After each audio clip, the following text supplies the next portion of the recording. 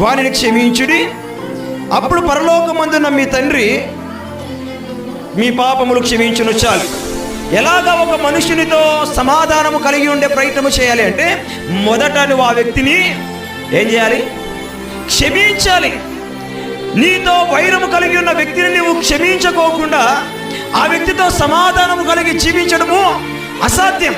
అందుకనే ప్రభు అంటాడు, నీవు నిలవబడి ప్రార్థన చేయనప్పుడెల్లా, ఎప్పుడెప్పుడు నీవు దేవునికి ప్రార్థన చేసేదానికి నీ మనసు నిలుపుకున్న ప్రతిసారి, నీవు దేవుని యొక్క ముఖదర్శనము చేసేదాని కొరకు నీ మోకాళ్ళు వేసిన ప్రతిసారి, ప్రభువుకి నీ విన్నపాన్ని తెలియచేయాలని నీ పెదవులను తెరిచే ప్రతిసారి, నీ హృదయాన్ని ప్రభువు వైపుకి ఎత్తే ప్రతిసారి మొదట ఏం చేయాలంట? నీకు ఏ మనిషిని పైన విరోధం ఉంటే, ఏ మనిషినితో అయినా సత్సంబంధము లేకపోతే,